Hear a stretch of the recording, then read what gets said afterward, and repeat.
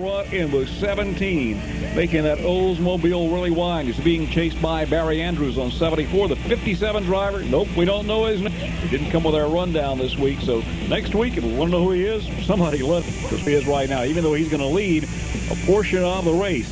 The action over in the second corner, Kent Harper goes sliding around sideways. Woody Hall collects him up along with Larry Moore. Back to green flag racing action at 57 car, two of them providing a lot of heated battle there as both of them go sideways and then gather it back up, with Welsh Carson making an off-course excursion and back onto the racetrack. Back up front, it's Barry Andrews battling the 7 of J.D. Norton. Jason Lewis will get in turn 3, go up the racetrack. Fortunately, he didn't spin out, though. As we head for the check, Barry Andrews picks up the win, followed by the rest of these runners. J.D. Norton ran second. Joey Harper was third. Mitch Love was fourth. Gregory Huff, the Thunder and Lightning class. Up front, Chris Griggs, along with Mitch Gibbons. The 4 and the 27 head for the first quarter.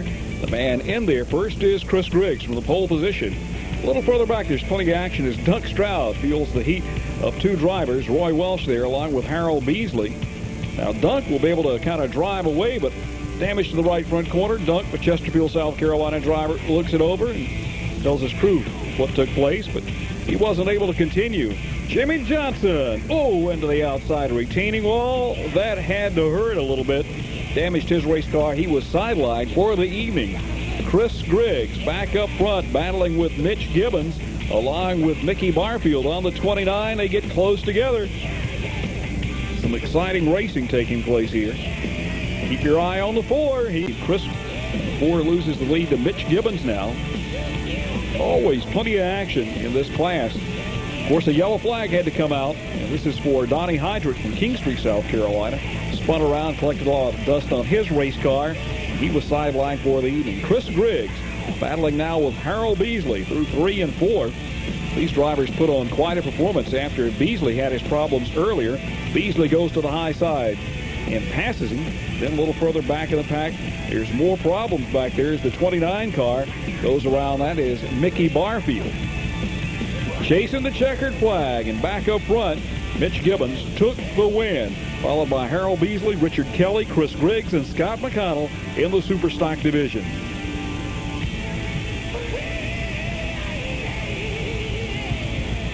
Winston Racing Series late model stock cars. Robert Powell driving for David Parks in the 68, flanked by Johnny Howell in the 6. That's the way they started. Oh my gosh, look at all these cars crashing. The 12 of Frank Sessom, Dana Johnson involved in the 16, the 23 of David Smith, and the 77 of Gerald Lee.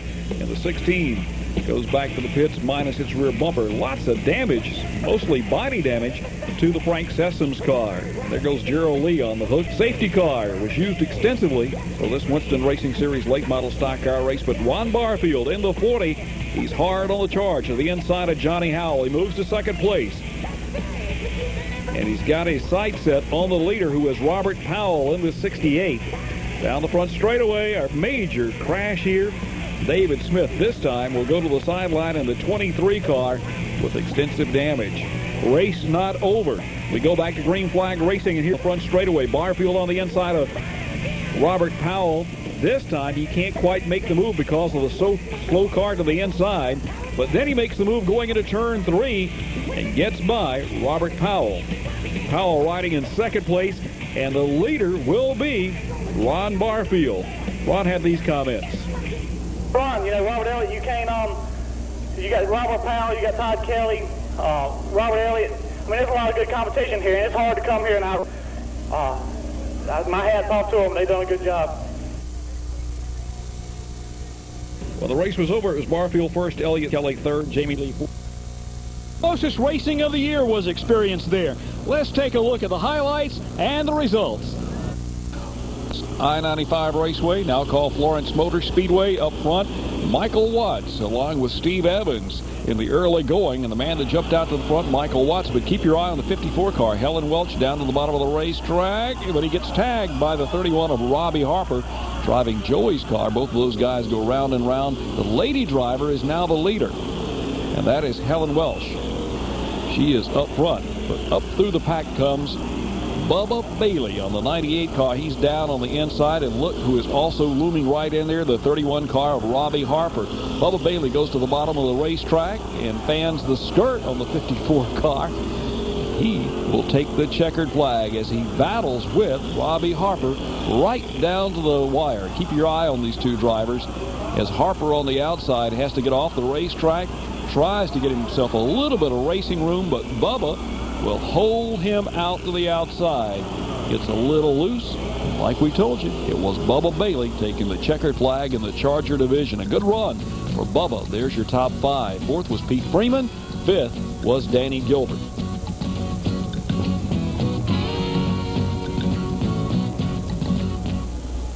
The 4-cylinder mini stocks always put on quite a scramble at Florence Motor Speedway. The early leader, Richard Barnhall. To the outside comes Mike Stafford, goes to the front in turn 3. I don't think he's going to stay there for very long, as the whole field is rapidly after him. As a matter of fact, he runs off the track along the back straightaway. We see a number of drivers streaming by, including Joe Lavender. But the man who had the lead was car number 92. That's Ricky Player. Lavender riding in second place in the Lavender machine. Dives down to the inside, takes over the lead momentarily. Joe Lavender was not able to stay there, though. But quite a battle between he and Player all the way around the racetrack. Look at Lavender get little elbows all the way down the back straightaway as the little Nissan 200SX is battling that Ford Pinto. Ricky Player kind of hanging on, but hey, there's always another yellow flag. Take a look at this one. 19 Cotton Gray gets together with Clint Coker. Cotton Gray goes spinning around. It's a guy that was racing back in the 60s at the old Dillon Speedway. But when they came to the checkered flag, teammates Ricky Player, Danny Johnson led the way. Your winner, Ricky Player, Danny Johnson second, Joe Lavender was third, Ricky Locklear fourth, and Mike Seals fifth.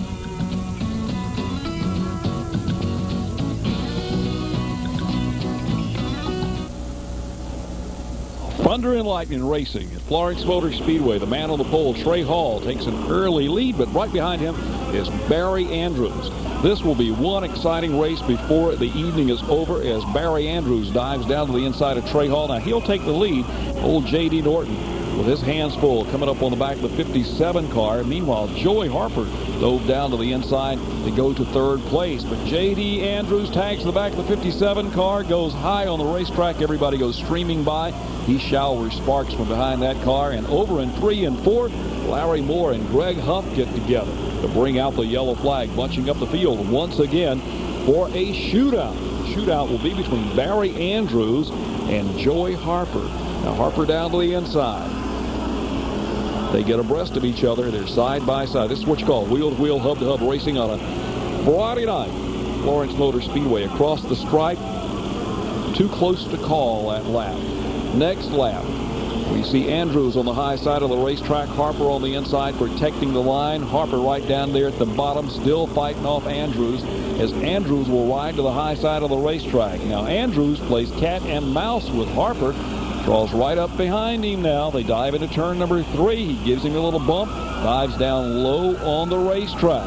Harper with his hands full of race car. They drag race out of the 4th corner into the stripe. And what happened there? It was a dead heat.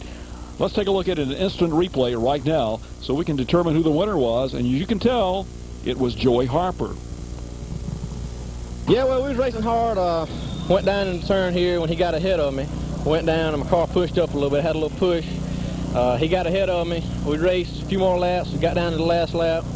We went down into 3, and he stayed on the bottom. I guess he was trying to block a little bit, but he stayed on the bottom. And when he got off the gas, he got off a little early. And when he did, I bumped him, and he slid up.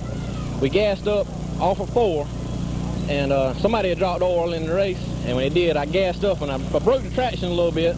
But anyway, he got a little run on me, but I was at least a car length ahead off the corner. And we got to the finish line. It was real close. I thought I had him, but you know, they got the tape. Y'all got the tape. Y'all seen it. You know, I believe it was a dead heat. Just good racing. Me and Barry was running about neck and neck. He slipped. I got up on him. Me and him run side and side and just put on a good show. Yeah, when you see cars coming off on the last lap like that, you anticipate a lot of things. You don't know whether it's going to be a close call like it was tonight, or if one guy's going to break down. The worst scenario that we worry about is when they're coming out close out of turn 4, is if both of them get together and they tag up or they hit the wall, and then you got to pile up coming out of turn 4. That's our main concern. makes you wonder at times, but I got the best seat in the house, I think, and it proves it tonight because it's right there on the start-finish line. Top 5 from the Thunder and Lightning. Congratulations to Joey Harper. Hey, I'm a little disappointed Barry Andrews didn't make it any closer, but it was a tight finish as we take a look at the top 5. Now moving to the Super Stock division. Jumping out front to an early lead, Mitch Gibbons in car number 27, who always makes a good, strong run at Florence Motor Speedway. Now we see Richard Kelly getting up there, battling with some drivers as he had to start towards the back of the pack, but he makes his way up to Donna Heydrich, trying to go for second place now, and he takes over second. We thought the last race was close. Keep your eye on this one, as Richard Kelly gets to the inside of Mitch Gibbons, and Gibbons is to the high side. Both of the drivers almost come together, but they keep it clean coming to the stripe. And the winner, Mitch Gibbons. But Richard Kelly came from the back of the pack to claim second place at Florence Motor Speedway. Donnie Heydrich third, Mickey Barfield fourth, and Scott McConnell came in fifth. Late model stock cars. The 40 car, Ron Barfield on the inside. Barfield driving Jim Ream's car, gets right into the side of Robert Powell in the David Parks entry. Powell and Barfield will go side by side in the early going of the race. Barfield would have to vacate the car for Myrtle Beach the next afternoon as he was on his way to the All-Pro race. But this was one exciting battle as the drivers head down the back straightaway. There's Todd Kelly riding in third now in the 92 car. Kelly moves over to the inside, gets in the dirt, 3 abreast racing, and there's Robert Elliott to make it a foursome headed for turn 1. Kelly to the inside, barely tags Barfield, backs out of the throttle, but then he gets back on it and makes the pass coming out of turn 4. Now it's Kelly, Barfield, and Elliott, your top 3, as Powell is fading. Kelly up front in the 92 car, but here is Robert Elliott from Estill, South Carolina, low on the racetrack, trying to make the charge around the other Pontiac Firebird. Now they're side by side. The racing was super close at Florence Motor Speedway. Charlie Powell certainly knows how to stage a show. Side by side, they bump together. Kelly goes spinning across the finish line on the white flag lap. Wild last lap, but you came up in winner's circle. How does this feel? It feels real good. I'm sorry Todd got together there on the last lap.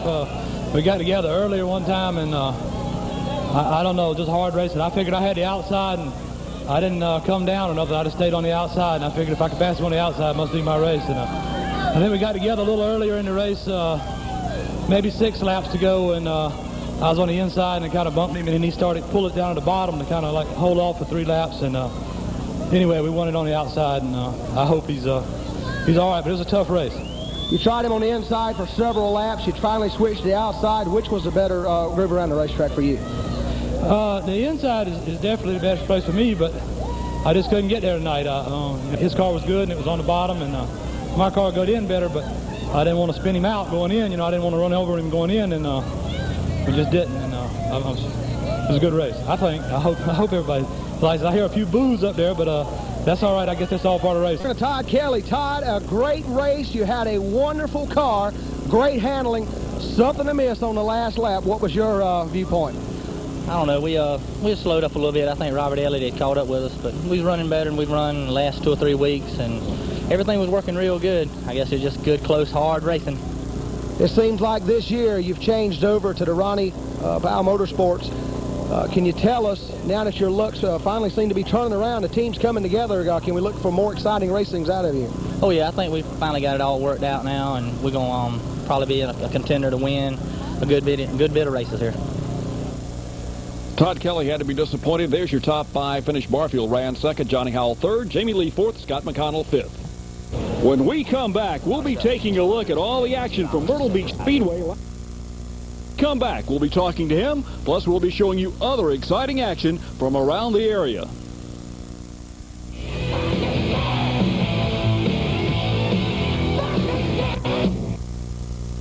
All-Pro points leader, and we are Hal Goodson. Hal, it's almost time for you to leave and be on your way to Bristol, Tennessee, where you'll be racing very shortly in the All-Pro division. You have to feel super confident. You're the points leader. Yeah, we've had a good year so far, Bill. we had a win last weekend at South Boston, and we're looking forward to Bristol. It's one of the fast tracks we go to, and it's exciting, and you got to really get pumped up for it. And we're on national TV, and I'm really looking forward to it. It's going to be a big weekend of racing at Bristol. They're racing the NASCAR Dash Series cars along with the Super Trucks last night. Tonight, you guys will go to the line. What do you think you'll be able to do here on this big concrete facility?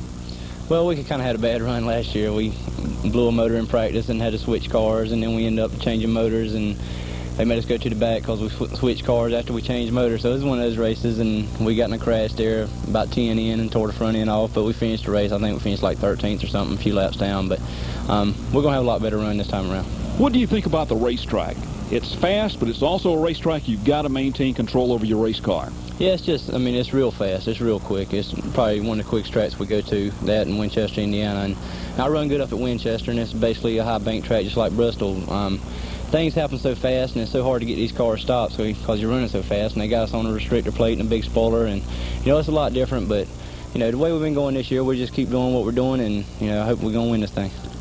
Last weekend you won at South Boston, Virginia. That had to be an exciting moment to pick off a victory and at the same time know you're solidifying your points lead. Yeah, we had a good run. Like I said, Big Lou was right there on me there at the end. It was a close race. I think I beat him about half a car length, but we hadn't done anything different. We got 3 seconds, and we did the same thing at South Boston we've been doing all year, and then we're just in the right place, and we're going to just keep doing that all year and try to win some more of these things. You had terrible luck at Bristol last year, but Ron Barfield won in a fluke of a race when Jeff Green slowed down, and he claimed the victory. Barfield was third at South Boston. It seems like guys from the PD area are doing rather well in the late model sportsman type of competition with the All-Pro Series. Yeah, Ron's been running real good. He won Bristol last year. Had that thing there at the end, but he was in the top 5 all day, so he had just a good chance of anybody to win it. And he run third behind us there at South Boston, and he's having a good year, and we're having a good year too. A lot of folks are really proud of you. What does your dad say about all this? Hal Goodson over the years raced at Myrtle Beach, over at Hartsville, Darlington, raced all up and down the East Coast. What has he had to say about your driving career? Well, he just gives me a lot of support. As far as helping me on the car and in the shop, we do most stuff. I got a couple full-time guys, and we stay in the shop and work normal hours instead of having to work a full-time job and work all night. So he's got a gas station up there in Darlington, beef station up there, and he spends about all his time here. And then I'll talk to him a little bit at night and stuff. It's been a long time since you've run dirt. We used to see you run dirt over at Timmonsville all the time for Jack Fryer. It was a kind of a trek for you to be able to be back at the Citadel sometimes because there was a curfew there. Are you glad you began your career on dirt, or do you wish you'd have started on asphalt? Well, I'm glad I began it on dirt because there really wasn't any asphalt tracks around here to run in, and I enjoyed dirt. I had a ball, man. Running a dirt track and going at it every Saturday night. But I think my career, as far as starting on dirt and doing what I'm doing now, I think I made the switch to asphalt at the right time, and I don't think we're going to do nothing but go forward right from here on. Thank you. Best of luck tonight. Hopefully you'll pick off one at Bristol, Tennessee, and even pick up some more points in his chase for the Slim Jim All-Pro points title. Talking about dirt track racing, there was plenty of it last weekend at New Lakeview Speedway. Let's go to David Taylor's facility and see what took place. Street stock racing action. The one car on the pole is David McCabe. On the outside of him is Jerry Johnson down to the first quarter now. McCabe low on the inside. Meanwhile, Jerry Johnson picks up the lead off the second corner. Looks like the one's car's left front tire might be a little slack, but he dives into the corner behind Johnson, and then the car goes sideways, and look out. Everybody will slam into the outside retaining wall as the one car comes back up in front of him. Boy, what a crash on the opening lap at the Lakeview Speedway. Get a lap in, so we go back to a restart as the David McCabe car heads for the pits. And the continuation of an exciting race for the streets. They came back to a single file restart. Jerry Johnson once again gets the green, followed by the 0-1 of Tony Williams. A little further back, there's plenty of racing action as the 8 car, Woody Cromartie, finds himself in a precarious situation. But when the checkered flag flew, who was it? Jerry Johnson is the winner. Tony Williams ran second. Third went to Woody Cromartie. Then the 17 of Mitch Rowell. And then Dennis Bergeron came in fifth. Four-cylinder racing action at Lakeview Speedway. Archie Adams on the front row pulls out to an early lead. Hey, that's normal for Lakeview. But the battle for second place between Bill Webb in the 30 and Troy Norton in the 17. And then Norton dives down to the bottom of the racetrack. Both of these cars continue to battle. Ed Ashley in the 2 trying to get into the fray. It's a pretty mundane race as the winner once again in the Archie Adams benefit race at Lakeview Speedway is Archie Adams right there in the number 1 car. Second place went to Troy Norton, third to Bill Webb. Ed Ashley was fourth, and Tony Powell came in fifth as the checkered flag flew at Lakeview Speedway. Keep your eye on the front of the pack here on the start for the junior late models. Tim Clendenin climbs the front wheel of the outside front row starter and the ensuing crash. Look at all the cars scattered in turn 1. That's Timmy Bryant in the 8 car. The other car, Cameron Norris, on the 16, almost went into the spectators at the inside of the racetrack. We'll get a replay of all this action. Keep your eye on the front row. He climbs the wheel. Everybody takes evasive action as the 16 car. Looks like he lost steering on his machine. All kinds of crashing going on. It took a little while to get everything cleaned up. You see David Taylor there in the middle of the action. Then we came back, got this race restarted with Tim Clendenin on the pole. On the outside front row, Bobby Harrelson going to the high side of the racetrack. They race down the back straightaway here, but going back in front is Tim Clendenin. Clendenin in the 38 car looking very, very strong. A little further back, that's Chris Miller along with the one of Michael Tyndall battling each other. Tyndall in the 1 car. Gets close, but not close enough. A little crash over in the 4th corner. Sidelining one of the participants. Look at that right front tire askew on the 41 car as he heads back into the pit area. He was out for the evening. Back up front, though, on the green flag, Tim Clendenin. He claims the checkered flag, but the checkered flag would be taken away soon after the race. He was disqualified. The winner became Bobby Harrelson, followed by Chris Miller, Michael Tyndall, David Foxworth, 5th place to Michael Marlowe. Moving now to the late models action. The 91 car, Wayne Tart jumping out to an early lead here in the early going. Tart on the charge there. And Tart would leave a lot of the race in the early going, but this is not the guy who's going to win. Now diving down to the inside is the 22 of Johnny Pridgeon. And Pridgeon is right there working on it. Oh, Pridgeon gets nudged there as Jimmy Edwards Jr. goes to second place out of the 4th corner. Edwards would stay hard on the accelerator and gets right there. Uses the chrome horn again. A little bump there into the back of the Wayne Tart car. Tart is able to hang on, stays right in the groove, but Jimmy Edwards is relentless in his pursuit of victory. Dives down to the inside, makes a clean pass on the front straightaway at Lakeview in the late model division. Tart fell to second place now. And to the checkers, your winner, Jimmy Edwards Jr., Wayne Tart second, Johnny Pridgeon was third, Kenny Bass fourth, and Ricky Bone was your 5th place runner on the 99 car. And that's the way they ran with the late models on dirt. Most of the drivers who race on dirt, they look forward to racing on asphalt. We're Darlington Raceway. And when we return, we'll be talking to Mac Josie with the ticket office here about a very special commemorative ticket. Let's take a look at our calendar of events. And we'll remind you, the Goodies NASCAR Dash Series will be at Summerville next weekend, and the Slim Jim All-Pro Series at Myrtle Beach Speedway the following weekend.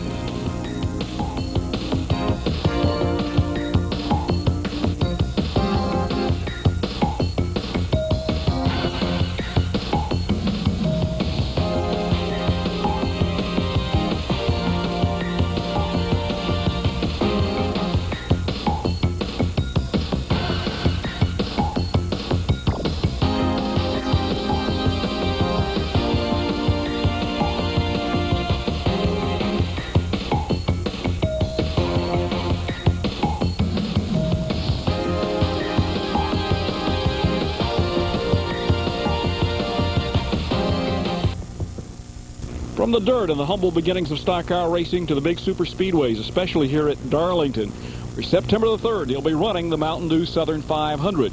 Mac Josie joins us from the Speedway ticket office. Mac, we have a very special commemoration for one of our local drivers of notoriety, Cale Yarborough. That's correct. We've done a collectible pole day ticket honoring Cale Yarborough. As you know, he won 5 Mountain Dew Southern 500s here during his career. No one got around this track any better than Cale, so we thought he was a perfect driver for this collectible ticket. This is the second in a series. We, of course, honored David Pearson this past spring. Now we're honoring Cale Yarborough.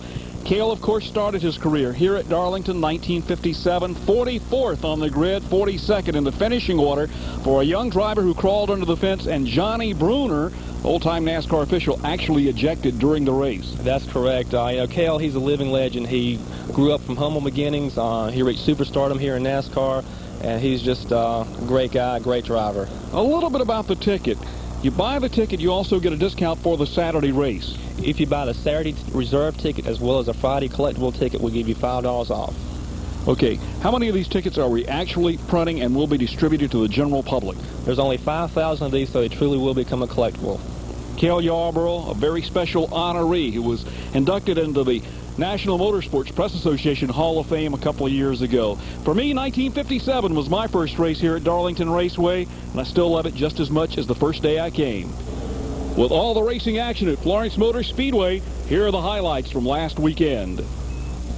Florence Motor Speedway, Charger racing action. Mike Watts goes around the racetrack. He's looking strong, but he's being pursued by Robbie Harper in the 31 car. Harper goes to the outside of Pete Freeman here in the little Chevy Monte Carlo.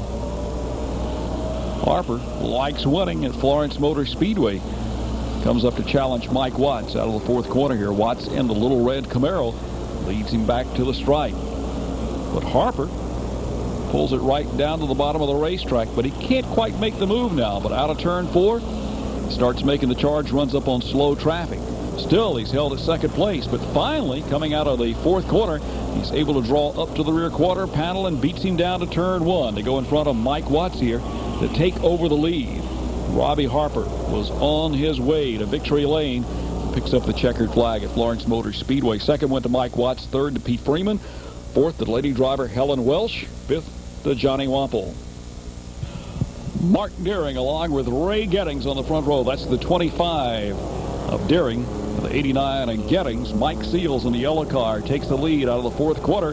In the early going, a little further back. Well, 2 cars getting loose. Cotton Gray on the 19 and the 03 of Mike Stafford, rather the 6 going around and round. Plenty of action. Florence Motor Speedway in the 4-cylinder division. Gray is able to continue in his Chevy Vega. On the restart, Mark Deering is there once again along with Gettings. And this time the 29 car comes forging towards the front. That's Danny Johnson.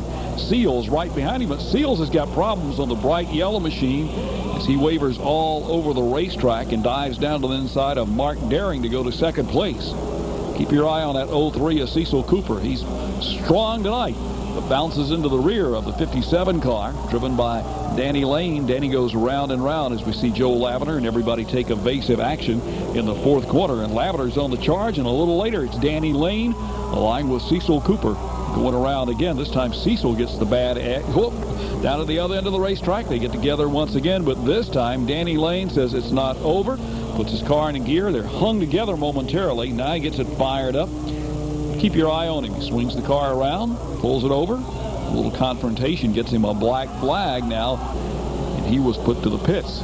Meanwhile, the 29 car running up front, Danny Johnson has the lead. Here comes Joe Lavender in the Nissan 200 SX, the guy from Hartsville, South Carolina, battling hard. He wants a victory. Danny holding him off. Now Danny gets loose. In the fourth quarter has to do a lot of corrections. Gets the car back under him. But there is Joe Lavender in the H&R Block Special Nissan 200 SX. Gets the checkered. But it's not over. Joe Lavender disqualified along with the third place runner, Mike Seals. So your top 5, Danny Johnson, Ricky Player, Buddy Harris, Cecil Cooper, and Ray Gettins. Thunder and lightning racing action now. The early leaders, the 56 Wayne Locklear. Jason Lewis looks like he's going to have a good strong run.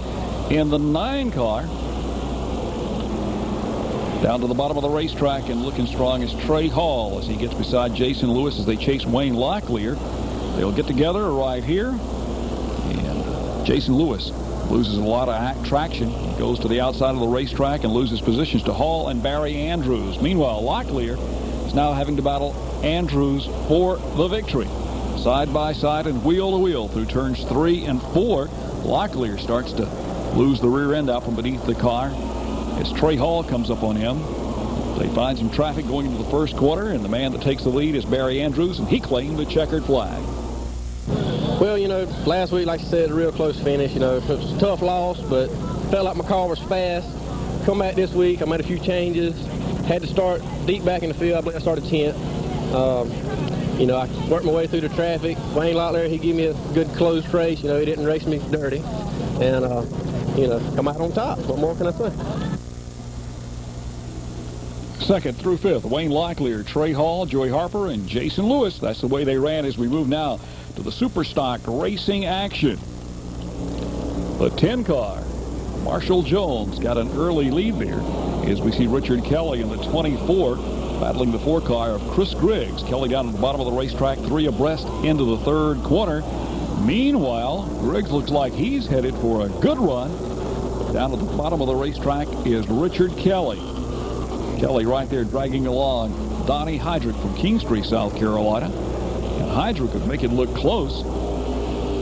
He's hanging right there on the rear bumper. Right behind him is Mitch Gibbons riding in third place. When the checkered flag flew, though, it was Richard Kelly winning again. Donnie Heydrich second, Mitch Gibbons third.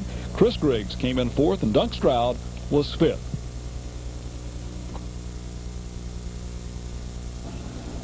Winston Racing Series late model stock cars at Florence Motor Speedway. Jim Reams on the pole after they inverted a number of starters at the front. Reams gets the early lead as Todd Kelly gets skirmish. And Jamie Lee is there to challenge for second place. Jamie Lee on the 18 at the bottom of the racetrack goes to second place only momentarily, because here comes Todd Kelly right back by the way. Next week we'll be talking to a lot of these Hartsville drivers as Todd Kelly now draws abreast of Reams. Reams looks like he's got a problem. Sparks flying out from beneath the back of the car. The yellow flag flies, and he is broken. Car number 40 that normally Ron Barfield drives, so the yellow flag flew momentarily. When we got back to racing, it was Todd Kelly up front. Robert Elliott in hot pursuit. Elliott diving down to the inside, and Elliott drew abreast of him going into the third quarter. Both cars get a bit loose, but Elliott hangs on at the bottom of the racetrack. Todd Kelly will have to really fight hard if he wants to win this one tonight. They come up on some slow traffic. Now, who's going to give? Elliott and Kelly will take over the lead, diving to the inside of 2 cars going a lap down. But then Elliott gets back on the bottom of the racetrack and battles Kelly back by the stripe once again. Right behind him is Frank Sessoms in the 12 car. But that's as close as Frank Sessoms got. Robert Elliott had to battle Todd Kelly to the wire, but he claimed the victory at Florence Motor Speedway. Car worked awful good tonight, and I'm pretty sure Todd had some trouble because he was awful loose early in the race, and our car was just hooked up real good, and I could be able to stay on the bottom of the racetrack. And we made a little bit of change from last week on these new tires, and I think it helped it just a little bit. And I'm just happy we can having a good year like this, and I don't know how long it'll last, but it sure has been fun. Congratulations to Robert Elliott. He took the victory, followed by Todd Kelly, Frank Sessoms, Jamie Lee, and Glenn Smith. Thunder Sports Television is being brought to you by Cale Yarborough. Young man advancing from go-karts to mini stocks at Myrtle Beach Speedway, and that's Jason Sarvis. Stay tuned to Thunder Sports.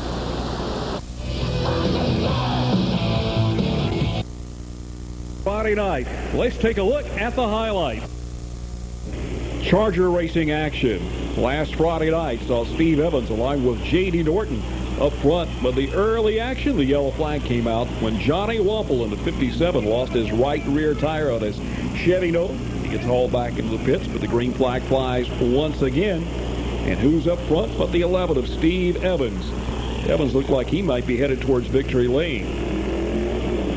Evans in the blue car found himself running into the first corner. But who's giving chase? The old 31 of Robbie Harper's on the charge as he moves to the outside of Bubba Bailey down the back straightaway. Moves into the third quarter. Draws abreast of Steve Evans. Evans gives him a hard run all the way around the racetrack for several laps, and finally Harper is able to nose out in front, but Evans doesn't want to give up the position. He noses right back in there. Harper battles with the steering wheel out of the fourth quarter and finally goes up front to take the lead and the checkered flag. Congratulations to Robbie Harper, your top five. Bubba Bailey was second in the 98. The 11, Steve Evans, was third. Then Pete Freeman along with Tommy Odom in the Charger division. Moving now to the American General Finance Mini Stock division. Mark Daring along with Dennis Andrews on the front row. They wouldn't stay there very long as a full field of cars gave them chase in the early going. Daring was able to pull away, but he wasn't going to score a win on this particular Friday night. Look how close the action is a little further back as Cecil Cooper gets all tangled up with some slow traffic. Joe Lavender goes down to the inside, giving chase to Danny Johnson on the 29. Lavender in the 08. Last week was vacation time. Joe, hope you had a good time out there in Las Vegas as the 24 car visiting from Summerville goes round and round to bring out the yellow flag. Joe didn't bring us back any of those silver dollars from Las Vegas, though. Maybe he had one in his pocket, but it wasn't good enough to be the charm. As Danny Johnson moves to the high side of the 25 car, driven by Mark Deering, to take the lead. Lavender is right there with him. They race side by side. The 200 SX Nissan down on the inside makes it hard work for Danny Johnson to stay in the lead. Watch this crash. Danny Lane, Ricky Player involved, and Cecil Cooper comes sliding into the action to bump the front bumper of the Ricky Player entry. He asked Danny Lane, what's going on? Back up front, green flag flew. Who captured the win? Danny Johnson. Joe Lavender was second. Good Luck Charm did not work rather. Danny Lane was third. Clint Coker was fourth. Mark Deering came in fifth. Thunder and Lightning racing at Florence Motor Speedway. Up front, Jason Lewis along with Jeffrey Hard. They make it a battle for the early going, but Trey Hall from Hartsville, South Carolina is right there, diving down to the inside of Jason Lewis and takes the lead going to the first quarter now. He is hard at work. A little further back, there's a spin and some action there, and several drivers getting involved. You see Welsh Carson, Jeffrey Hard, and Barry Andrews in the 74. Get them in reverse, fellas. We got to get going here. Meanwhile, 74 Barry Andrews has to go to the pits to pull away the right front fender on that car. He would return to the action, but would not have a great finish. As we see the 56 car get tapped by the 31, Joey Harper, right on Wayne Locklear. Go by some slow traffic now. Locklear feels the heat from several competitors, along with Harper high on the outside on the last lap here. Well, it didn't quite finish the way everybody thought it was going to finish. It was Trey Hall at one. J.D. Norton was second. Gregory Hall was third. Jason Lewis was fourth. Wayne Locklear fifth. So congratulations to Trey Hall for another victory at Florence Motor Speedway. The Super Stock division saw Scott McConnell along with the 27 there. And the 27 car is none other than Mitch Gibbons. Gibbons and McConnell were to race the early going side by side. And then McConnell started giving up some positions as Richard Kelly goes by to the inside of Harold Beasley in the 22. When it came to the stripe, Mitch Gibbons took the victory. Man, I tell you what, well, we started up front. That's one thing that helped us a lot, but we got the Ford hooked up, running good. That's the first time we had the Ford hooked up in the last 2 years and running good. But Richard gave you a run for the money, and I held him off to the last. If it had been a few more laps, I think it'd have been a different race. But we held him off, for the win tonight. You seem to take a higher line around this 3/8 of a mile oval here at Florence Motor Speedway. A lot of the drivers like to stay low. You tend to drive high. Tell us about the race car. Yeah, that's the way we got it hooked up. And this year, we got a different suspension parts and stuff under the car. And that's where it runs the best. It keeps the car loose. And when we run on the bottom, it binds the car up. But it runs great on top. Top five in the Super Stock division. Mitch Gibbons, Richard Kelly, Donnie Heydrich, Roy Welsh, and Mickey Barfield. Winston Racing Series, Red Dog Beer action at Florence Motor Speedway. Scott Whitaker, the 7 car, on the pole, flanked by Terry Moore. First time they've been up at the front this season. Whitaker would lead a lot of the early racing. There's old Jim Reams. He's on the side of Glenn Smith in the second quarter. Take a look at this. The door's torn off the side of the car as he comes down the front straightaway, but the car's still in good racing shape as he follows Robert Elliott. Elliott would battle with Robert Powell in the contest. Elliott down on the inside of the 95 car. Robert Powell in a brand new Pontiac Grand Prix being finished by a patron out of Summerville, South Carolina. Elliott goes to the bottom of the racetrack to pass Terry Moore. And then Elliott is on his way by Scott Whitaker, who thought he was going to win at Florence Motor Speedway, but was denied last Friday night because Elliott will take the checkered flag. Elliott wins again at Florence Motor Speedway. Meanwhile, take a look at this action a little further back. That is Jim Reams getting to the side of Scott Whitaker, driver who was riding around in second place. This time a shower of sparks as the right front tire comes off the rim. Hard luck, Jim Reams.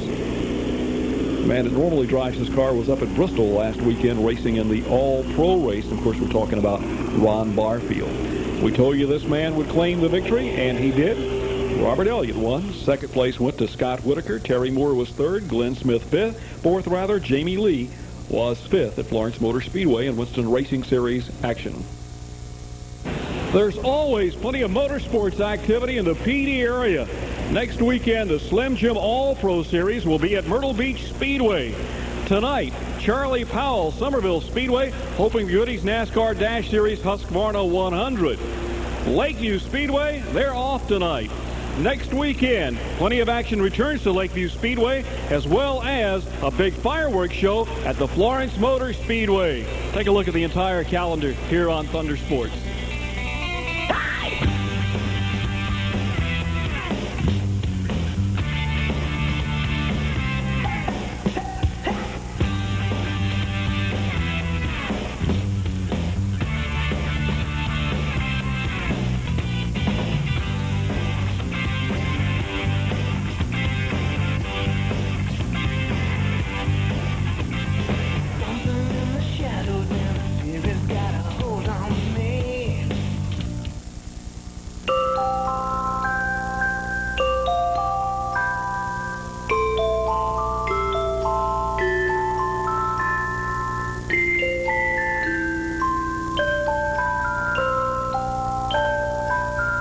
WPDE TV 15 wishes to thank everyone who made this year's Children's Miracle Network Telethon an overwhelming success.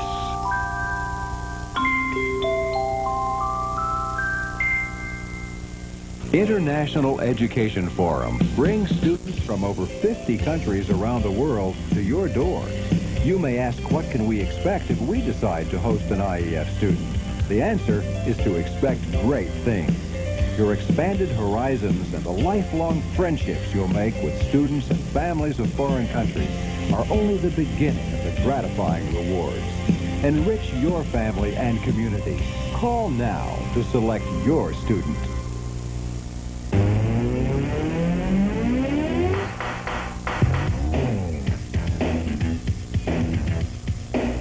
In the last 2 years, the use of seatbelts has saved an estimated 18,000 lives.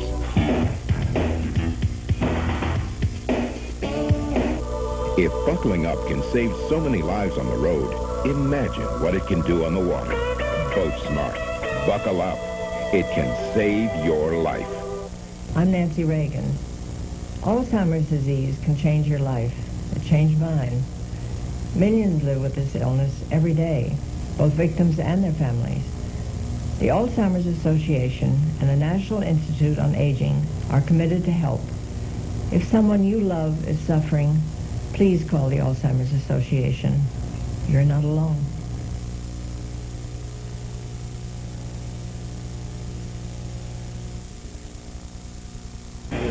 Thanks for joining us here on Thunder Sports Television. Coming up later in the show, an interview with young Jason Sarvis, a regular at Myrtle Beach Speedway in the mini stock division.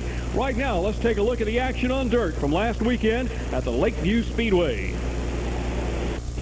Hobby stock racing action at the new Lakeview Speedway. The 41 car, Tony Calder, along with Josh Williams. Up on the front row, Tony Calder taking the early lead. Williams falling to second place. The 22 Ebby Quick is right there, beating on the door. Josh Williams moves him almost sideways, but old Josh hangs on to second place. On the dirt at Lakeview, the 33 car going around. Fellas, we wish we could say that was either Bobby Odom or Yancey Ellis. Somebody will have to take credit for that at home tonight. Back up front, it is Tony Calder leading the way. Who gets out of shape with the 66 car? Josh Williams, and diving down to the inside to go to second place is Ebby Quick. Congratulations to our winner, Tony Calder. Ebby Quick second. Jay Jones third. Josh Williams fourth. Doodle Hucks was fifth. And fellas, you have been on TV with the hobby stock class at Lakeview. Moving now to the street stock racing action. This is always a heated battle. And off the second quarter and down the back straightaway, the 03 car goes to the sideline. And that happens to be none other than Andy Floyd. But back up front, the 18 car, Billy Huggins. He looks like he's going to score a victory. Behind him, there's plenty of racing action as several cars go round and round. That 98 car, Jerry Johnson, finds himself down on the inside of the racetrack, gathering it all back together. But we still have crashes to go. Lauren Cromartie gets sideways and gathers up Dennis Burgone. And then Cromartie goes on the hook behind the wall. But we haven't finished yet. There's still plenty of action here as Chris Carpenter in the 5 turns around the 40 of J.D. Gunther. Meanwhile, Billy Huggins, minus the door, waves out the window. He has claimed victory. So it's Billy Huggins, Tony Williams, Terry Lawson, Dale Hammonds, and David McCabe in the top 5. That looks good. Car a little beat up, but the flag looks nice. Congratulations, Billy Huggins. Now moving to the 4-cylinder division. This always happens to be Archie Adams' personal playground, but he didn't start on the pole. He started right behind Bill Webb.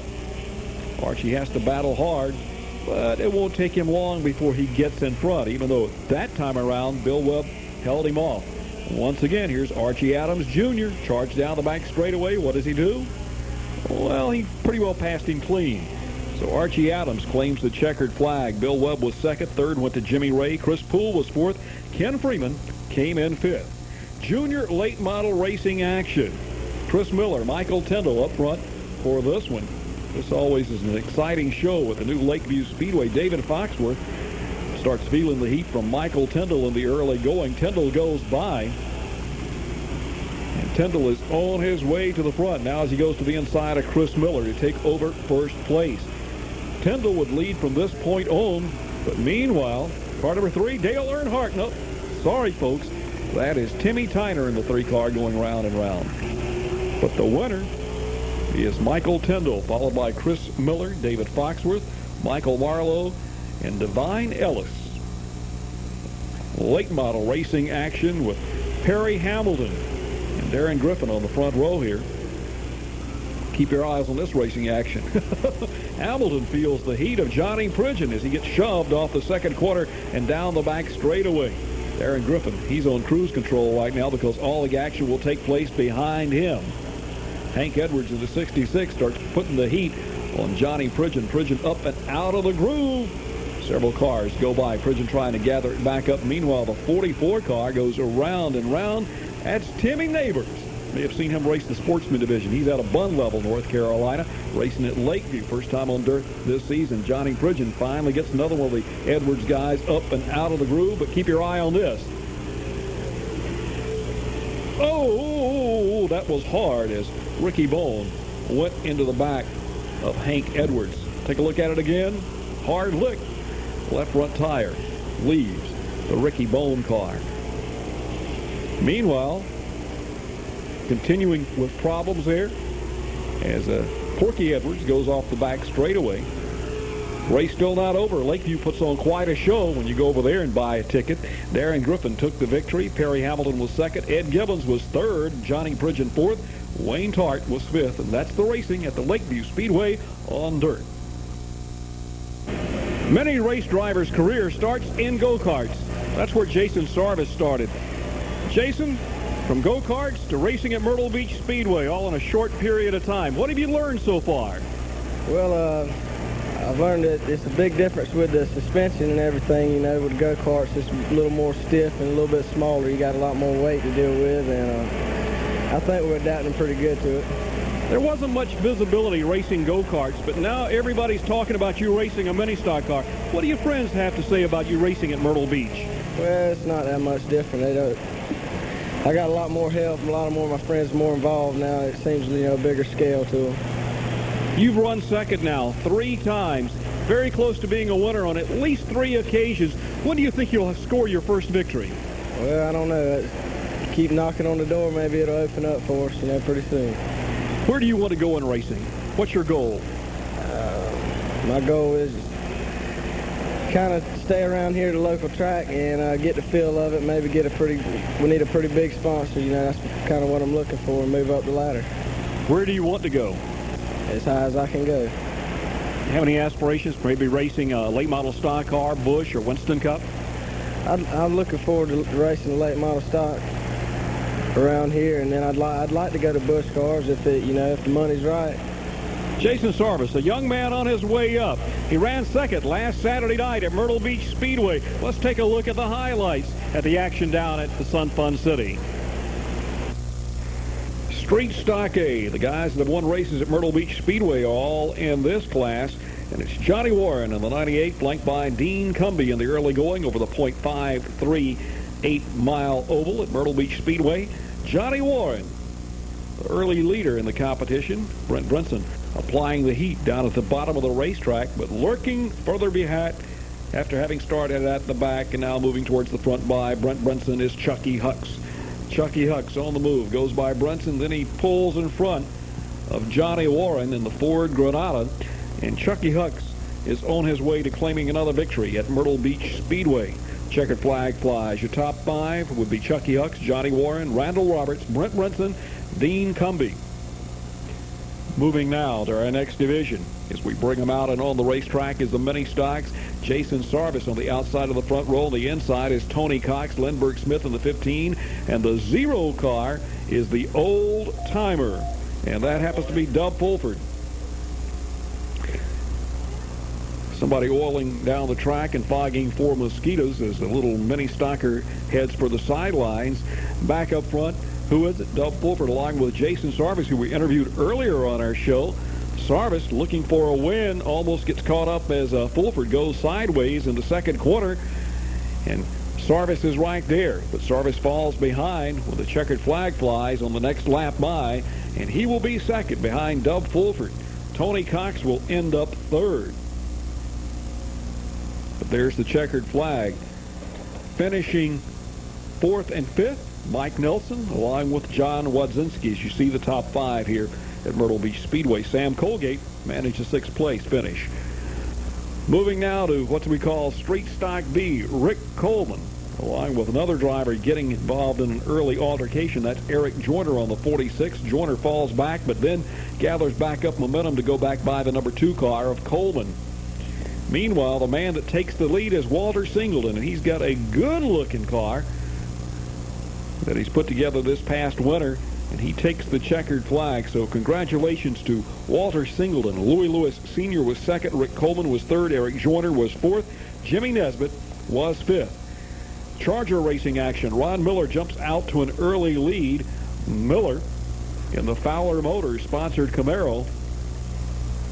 Now a little further back, Buddy Marlowe gets sideways, and in the ensuing aftermath, 2 other cars involved, including that of Thomas Martin and Wade Skipper. But Ron Miller was on cruise control for the rest of the evening.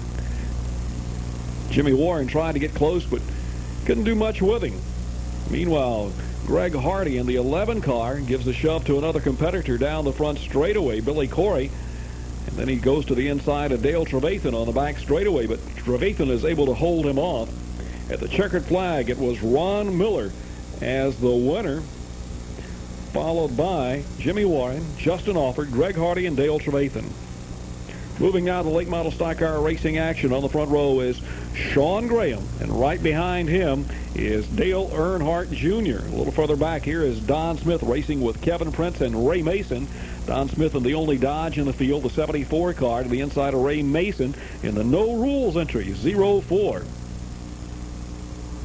Sean Graham, meanwhile, after taking an early lead, took the checkered flag at Myrtle Beach Speedway. Sean Graham picking up another victory, followed by Dale Earnhardt Jr., Charles Powell III, Ray Mason, and Kevin Prince made up the top 5. Thunder Sports Television is being brought to you by Cale Yarborough Honda Mazda, where everybody is a winner.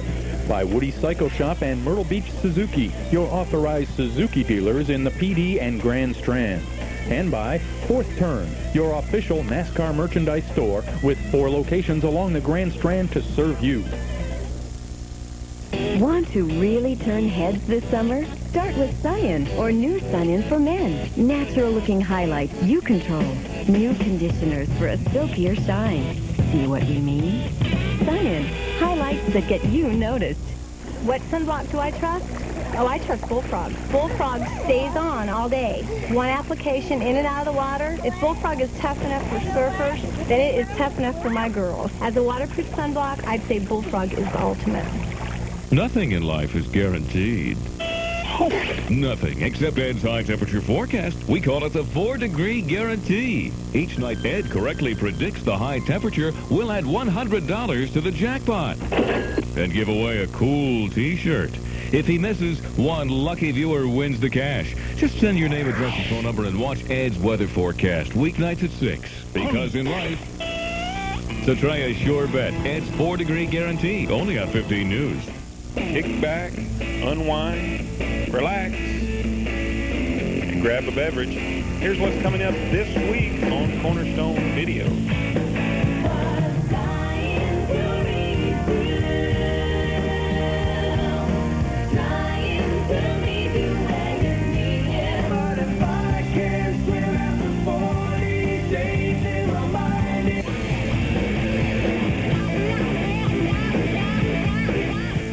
Congratulations to WPDE 15 News, voted #1 in spot news by the South Carolina Associated Press. The 15 News team is a hard-working staff of professionals with the skills and reliability to get the job done. From Lumberton to Myrtle Beach to Hartsville and all points in between, our team covers the Carolinas, bringing you the news first, accurate, and live. WPDE 15 News, your live local leader, voted #1 in spot news by the South Carolina Associated Press. He escaped from hell, but he had to go back. We categorically deny that there are any living MIAs in Vietnam. For Chuck Norris, the war isn't over until he brings the last man home. We're going home? Damn right. Chuck Norris, missing in action. The North-South Builders Movie of the Week, Sunday at 1. Thanks for joining us here on Thunder Sports Television. We especially want to thank Casper, Sarvis, and Jason for inviting us by their garage on Broadway in Myrtle Beach. Next week, we'll be covering all the area racing action, plus a very special feature from Charlie Powell's Summerville Speedway, where we are tonight for the Goodies NASCAR Dash Husqvarna 100. Until next week, I'm Bill Hennessy. Remember, we'll see you. And where this car used to run back in the 50s. We're going to be taking a look at all the exciting action of area racing highlights. Plus, we'll be talking to some folks who've been involved in the sport for a long time. Stay tuned. Thunder Sports Television is being brought to you by Cale Yarborough Honda Mazda, where everybody is a winner. By Woody Cycle Shop and Myrtle Beach Suzuki, your authorized Suzuki dealers in the PD and Grand Strand. And by Fourth Turn, your official NASCAR merchandise store with 4 locations along the Grand Strand to serve you. Memory. This one, of course, is Rock Rain's car, which ran back in the 50s. James Perkinson. This was the Mark Special, named after Rock's son. Correct. Mark was a little guy about 10 or 12 years old when we did this, and we called it Mark Special. What prompted you to restore this car? Well, I saw in a Hot Rod magazine, this guy up north, when he was a little kid, he followed this race driver a lot. And then when he grew up, he decided he wanted to build him one just like the guy that he used to watch race. Other than the old Hartsville racetrack, where did this car run? It ran at Oglethorpe and Savannah, and I'm not sure, but well, it ran at Rockingham. We used to run Rockingham, Monroe. There was 3 tracks around here at one time, Hartsville, Darlington, and they had one over at Bishopville. Tracks that are no longer in existence. That's what's surprising about it. Rock Rain's won a lot of victories carrying this car down the front straightaway and into the corners, and of course the rear end popping out from under it and power sliding through the corners. Do you have a memorable moment of Rock winning a race? Oh yeah, I can't remember exactly when, but the first one he won was somewhere in the late 50s. Then we ran on into the 60s, you know, and it faded out. Tracks closed. Your son, David Perkison, right now is helping out a fellow competitor here in Hartsville. He's up in Bristol, Tennessee for the NASCAR Goodies Dash Series race. He follows it week after week. What does he think about all this? He helped build this car here. Back like when I started, when we were racing, he was just a little fella like Mark. They about the same age. He helps Carl Jennings with his Goodies Dash car a good bit. He does all the body work and paint work. And he just loves it. He brought up in it. One thing about it is the preservation of a car like this will evoke a lot of memories and certainly give you a great conversation about racing yesterday. Last weekend's racing action in the Charger division of Florence Motor Speedway, Robbie Harper, Johnny Wampler, Buddy Bailey, Edward Foster, and David Hutchison made up the top 5. Sorry we didn't have any video on that. But now moving to the mini stock division. Fred Gettings along with Dennis Andrews up on the front row. That's Dennis Andrews in the 24 car. Further back in the action, Mark Deering making the charge through the field as they go 3 abreast, almost 4 abreast now. Then there's action as Deering goes sideways in the 25 car. Back up front, Dennis Andrews, your leader, followed by Mike Seals. But there's plenty of fireworks here leading up to the 4th of July as Seals and Andrews get together into 2 little Pintos. Fortunately, both of them are able to continue, but there goes Joe Lavender, the 08 car. Lavender, the Hartsville, South Carolina driver, coming back from a back injury, finds himself running competitively every week at Florence Motor Speedway, a track that he used to promote as Florence I-95. There's the man, the 29 car of Danny Johnson down to the bottom of the racetrack, brings his Pinto towards the front, followed by Clint Coker. But Joe Lavender hanging on to that little Nissan 200 SX at the bottom of the racetrack, goes after Coker again. But that's not for the lead. The man who is leading is up front and claims the checkered flag, and that is Danny Johnson, followed by Lavender. Clint Coker was 3rd, Ricky Locklear 4th, Ricky Harris was 5th. In the American General Finance mini stock division. Thunder and Lightning racing action. Scotty Talbert in the 28 on the front row jumps out to an early lead, followed by Jason Lewis. The battle a little further back among 2 drivers who always charge to the front. That's the 31 of Joey Harper and the 74 of Barry Andrews. They get up on the back of Jason Lewis here. Start shoving him around a little bit. Harper dives over to the inside. Barry Andrews right behind him. Jason Lewis has nowhere to go but hang on to his race car as these 2 drivers get to the bottom of the racetrack and nudge each other a little bit. Barry Andrews now battling with Harper down the front straightaway. Harper hangs on going into the first quarter. They scrape a little bit. A little fender banging action there. Harper hangs on a little further back. J.D. Norton does a little lazy loop in the second quarter to bring out the yellow flag. Harper wins the race, followed by Barry Andrews, Jason Lewis, Trey Hall, and Gregory Huff. Your top 5 in the Thunder and Lightning division, Florence. Moving to our next division, Chris Osborne is on the front row. But who's the man who's ready to charge towards the front? That's Richard Kelly. Kelly in the 24 car goes to the bottom of Osborne. He will take over the lead. Now, this won't last for very long because it's going to get quite expensive for the driver of the Chevrolet Monte Carlo, Richard Kelly. Meanwhile, Mitch Gibbons spins out of the second quarter right in front of Chris Osborne. Fortunately, no one collected him up in the ensuing spin. But Richard Kelly goes back to the front. I told you it was going to get expensive. Keep your eyes on the screen. Look at the fire. Fire flying. 4th of July celebration. Richard Kelly expires his engine. Taking the checkered flag will be Roy Welsh, who came out of nowhere. Harold Beasley was 2nd. Mickey Barfield 3rd. Scott McConnell was 4th. Chris Peel came in 5th. Late model stock car racing action. Winston Racing Series regional champion is up front Jerry Williams, followed by the 18 of Jamie Lee. Now, Jamie Lee feels the heat here of Mickey Gibbs, as Gibbs gets right on his heels there. Meanwhile, Todd Kelly in the 92 goes to the bottom of the racetrack. Gibbs in the 88 car just kind of takes a look at both of these drivers battle each other down the back straightaway. Up front, Todd Kelly goes in front of Jerry Williams. That is for the lead right there.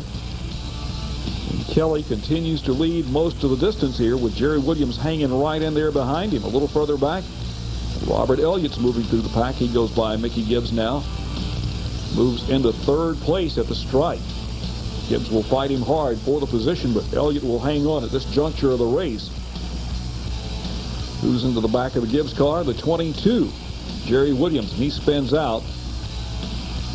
Falls back. He's out of contention. Meanwhile, the battle is for the win among these two drivers.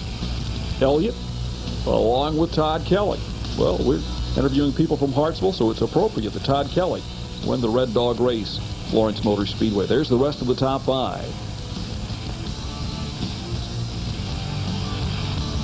Exciting weekend of racing every weekend in the area. And last weekend, we were down at Summerville Speedway. When we come back, we'll be giving you the results and the highlights of the NASCAR Goodies Dash Series. Meanwhile, let's take a look at our calendar events of area happenings. My heart goes drifting down Dusty Dixie Road, taking my mind back in time. LA lights burn like hell. Once you know, you left heaven waiting down. Sometimes you need a passport to get where you really want to go. Whether the road has lines or not, you choose. Get the power you need and the ruggedness of a truck, all with the handling of a car. No need to worry about space. When you're driving a Passport, 5 adults ride comfortably, or fold the rear seat back and get 75% cubic feet of pure cargo room. Cruise control, power windows, locks, and 4-wheel disc brakes are all standard in the Passport LX and EX. Try a Passport and make driving an experience, not a chore. Come into K.O. Yarborough Honda, where everybody can be a winner. There's a fine line of motor oil separating your car's engine parts that's as little as 1/1000th of an inch. But friction and heat can make motor oil become volatile and vaporize, weakening its ability to protect expensive parts. Texaco Haviland Formula 3 is formulated to control volatility, fight vaporization, and provide complete engine protection, no matter what you drive. Add more life to your car. Take it to the stars.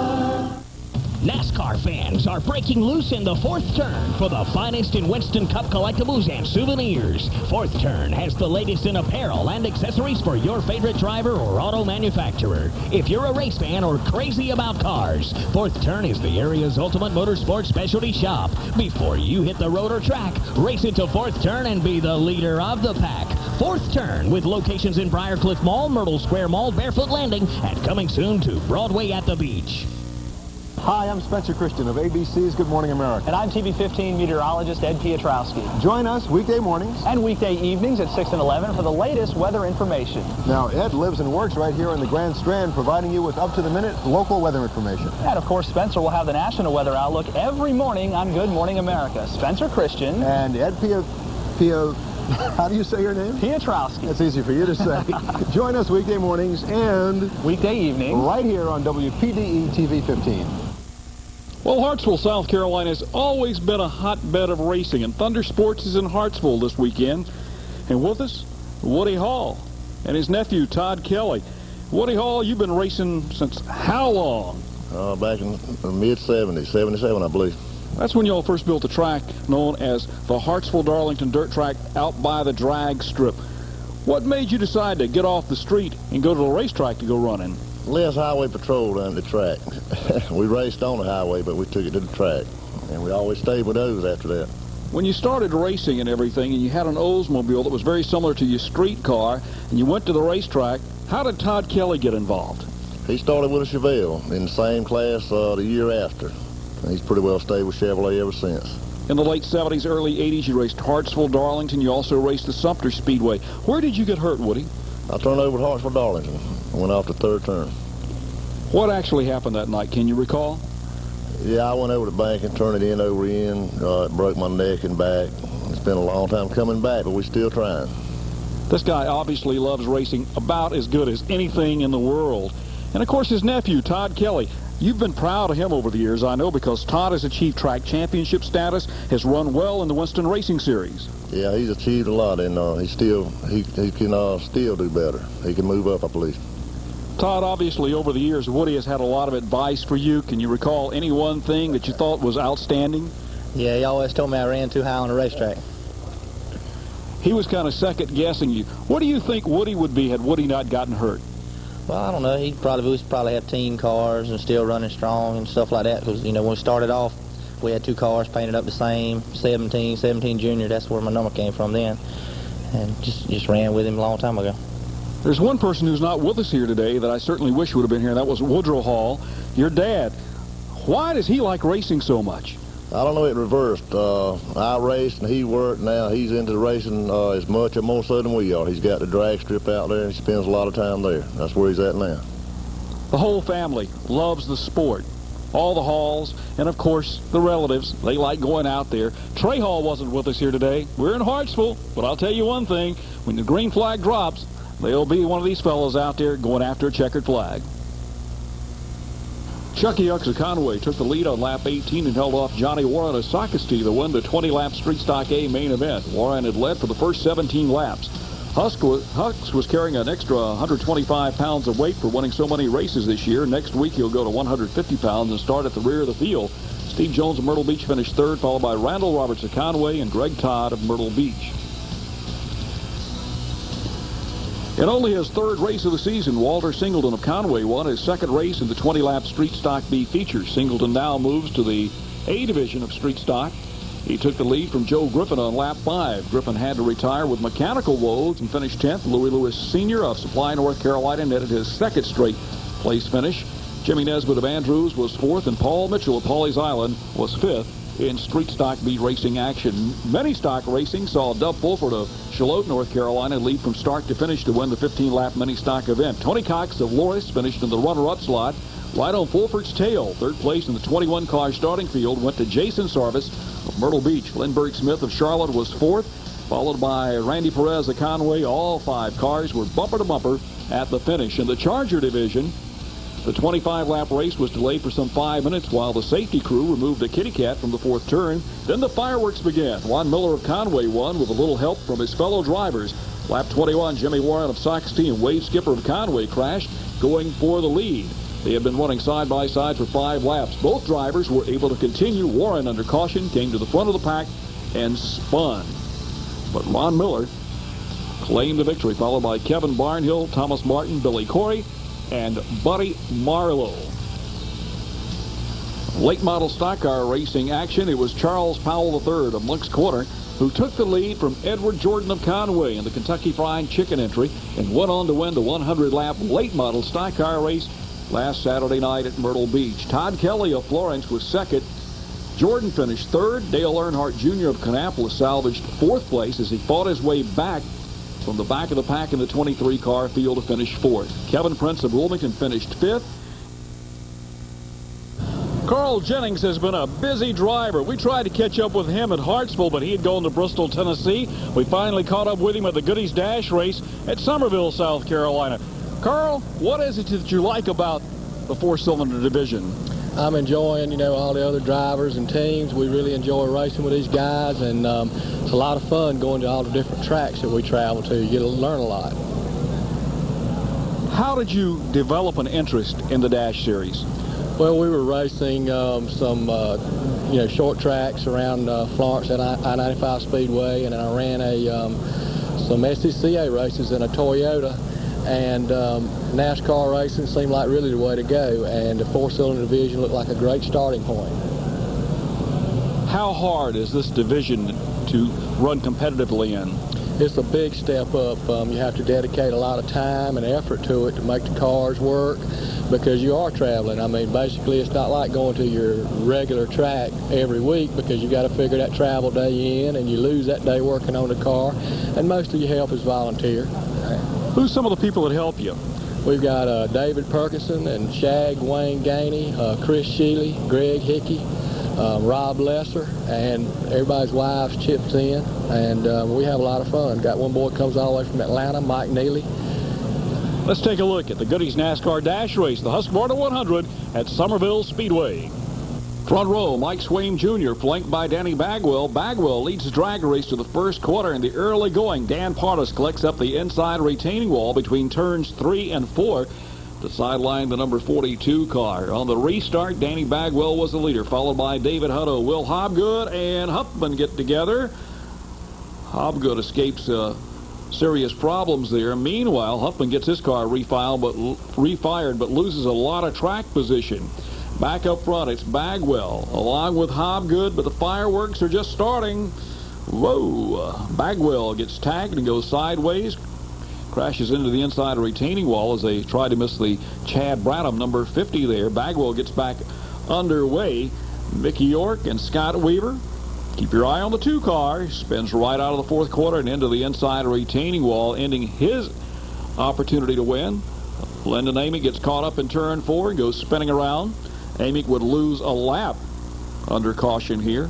Meanwhile, it's Hobgood and Hutto, the seasoned veteran, and right behind them, going around and around, is Larry Caudle. Getting a little shove there from Robert Huffman. Hutto and Hobgood, 1 and 2. Huffman is back up to 3rd. Battle on the front straightaway. Hutto can't quite get by. Now they're coming around, and the white flag waves. There's always plenty of action at Summerville Speedway. Looks like Hobgood is on his way to victory. The yellow is out as Mickey York and Scott Weaver get together. Everybody takes evasive action. Coming back around to the flag, the winner will be Will Hobgood.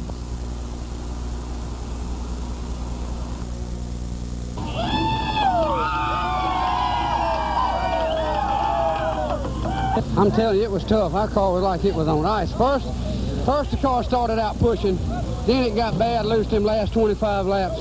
I want to thank Winston for this Pontiac. I want to thank Clyde Norwood Precision Engine Service.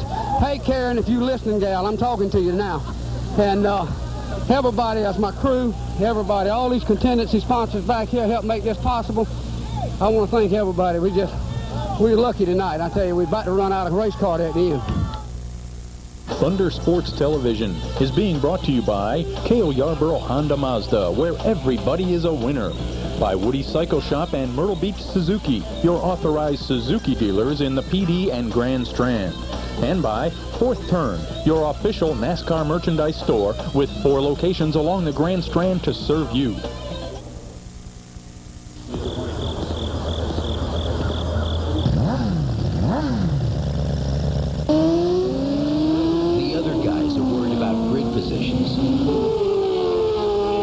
The other guys are worried about track conditions. We just hope the engraver spells our names right. The GSXR 750W and new lighter 1100W. Visit Myrtle Beach Suzuki at Highway 17 Bypass South, Myrtle Beach. There are trucks, then there are Mazda trucks. Pickup trucks that offer you more. On or off the road, here's one compact truck that has it all. You know what's important to you, so get it all in a Mazda truck. Mazda trucks are all about power and payload, versatility and value. Mazda's superior handling and stability makes driving fun on the pavement or off. Every Mazda truck includes a driver's side airbag. Mazda trucks deliver more of what you buy a truck for. Why settle for anything less? Come into Cale Yarborough Mazda, where everybody can be a winner.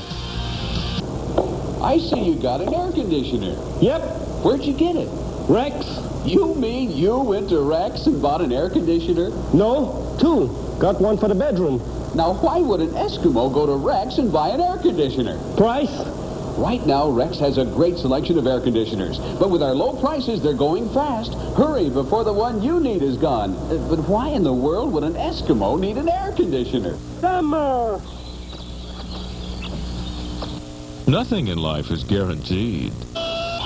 Nothing except Ed's high temperature forecast. We call it the 4-degree guarantee. Each night Ed correctly predicts the high temperature, we'll add $100 to the jackpot and give away a cool t-shirt.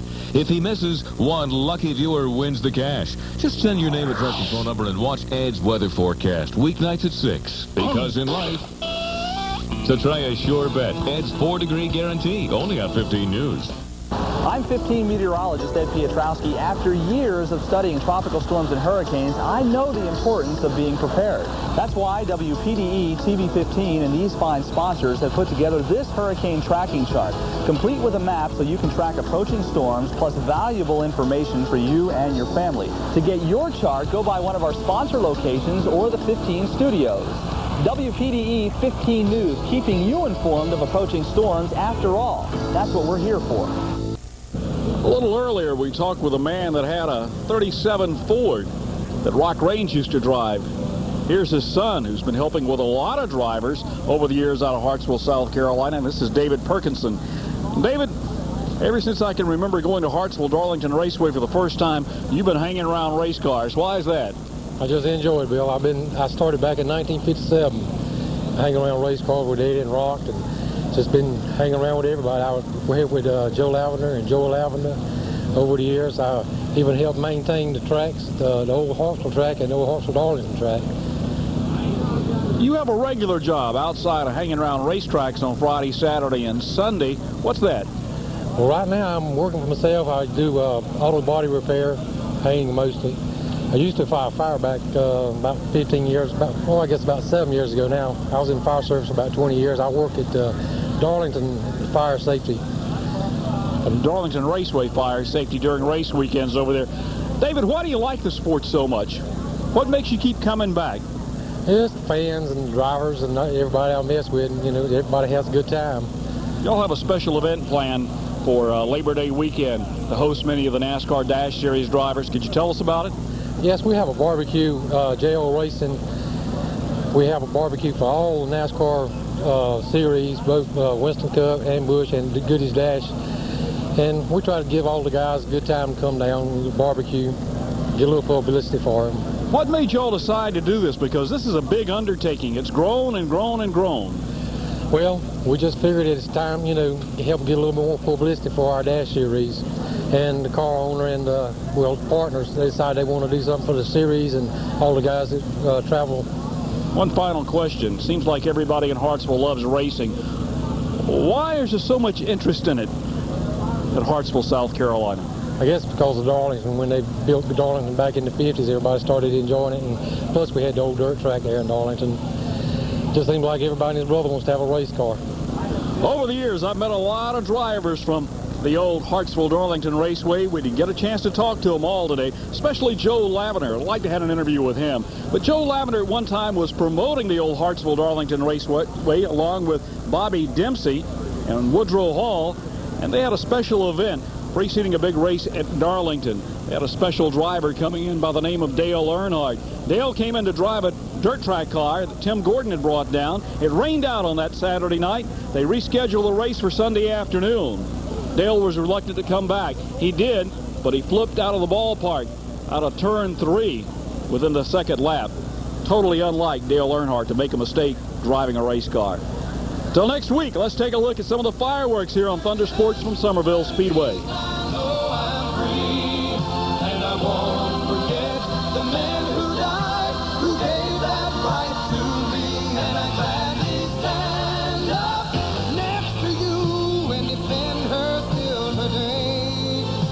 There ain't no doubt I love this land. God bless the USA.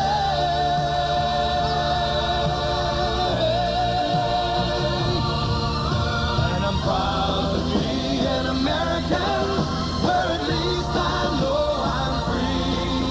And I won't forget the men who died, who gave their right to me. And I gladly stand up today, 'cause there ain't no doubt I love this land. God bless the USA.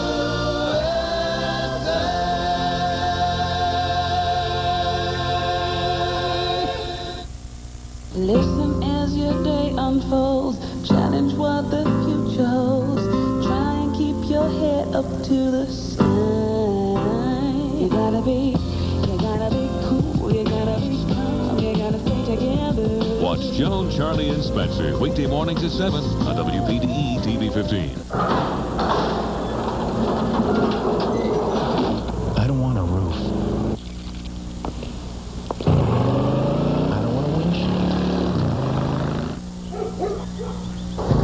want a vanity mirror. I don't want a cup holder. I don't want a shortcut. The Suzuki Intruder. Visit Woody's Cycle Shop at 1609 Pamplico Highway, your authorized Suzuki dealer of the PD.